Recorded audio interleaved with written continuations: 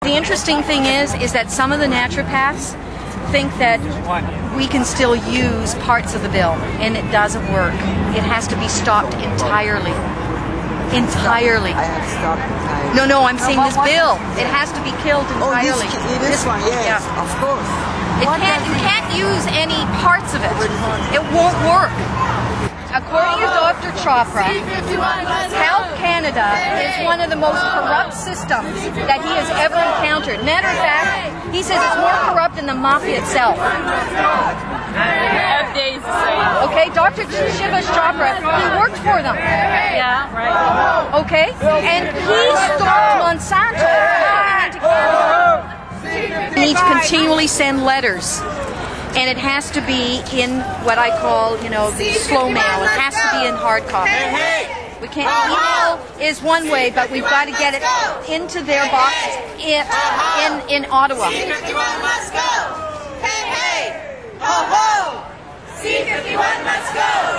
Hey, hey, ho, ho. C51 must go.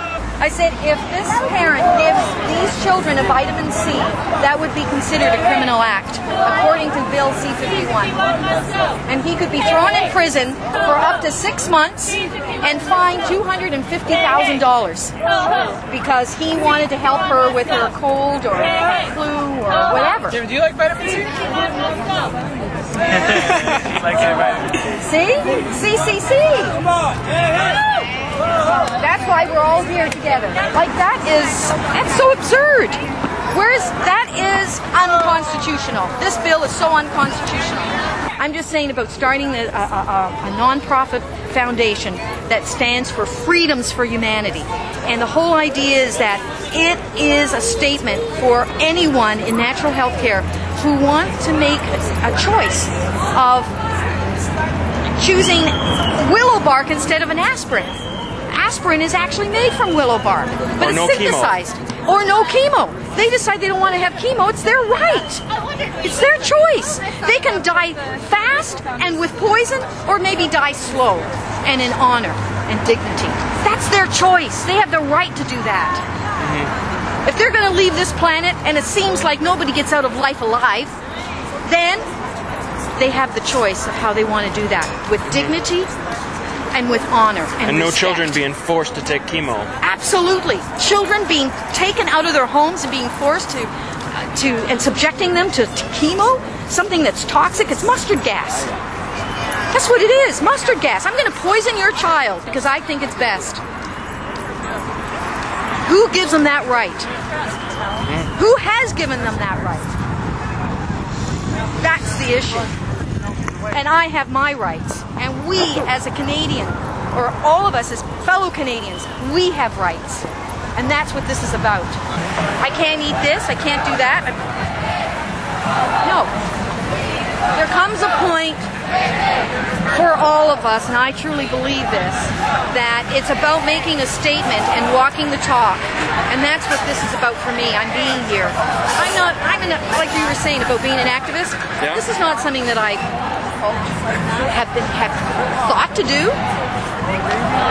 And it's not about that. It's about making a statement of what I desire for not only myself, but for my beliefs for others who also want their freedoms.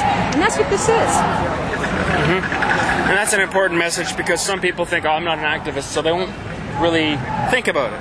Yeah. But like you say, it's not about that. No, it's not about that. It's about saying and showing, because that's what it is. It's the squeaky wheel gets the grease. And we have never been the squeaky wheel. We have always been the clean, nice, everything is great. And that doesn't work. As Canadians, you mean? As Canadians, absolutely. We've been too complacent. This is all about the Codex, which is an international organization that wants absolute control, headed by pharmaceutical presidents of their corporations who have started and headed Codex and who want health products out so that they can take control for their own business, which is the pharmaceutical corporation. Hey, hey, ho, ho! C51 must go! Hey, hey, ho, ho! C51 must go! Well, April the 8th was first reading and it was passed. this whole bill was passed. I was telling her, and you know what was interesting is that they were pushing for second reading within weeks, and that's unheard of. It's unconstitutional. They actually wait months before they go to second reading. This is one of the few times that they were pushing it to go into second reading, which when it goes into second reading, it becomes more difficult to defeat. And that's the reason that, and I mean, we can still do it even if it goes to second reading, but it just means more of a challenge for us. But I think that's what we need to expose, is why there's a double standard in things that needs to be, such as the regulation of the labeling, that's taking 3 years, and whereas this is taking 2 weeks. There's something like it doesn't make any sense. And this is like taking your rights away. Totally. Your right to freedom.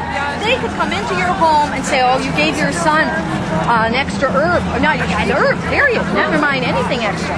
They can come in and confiscate everything in your home and throw you in prison. No, I read that. Is that Canada? Am I in Nazi Germany? What is this? Where am I? What time zone am I in?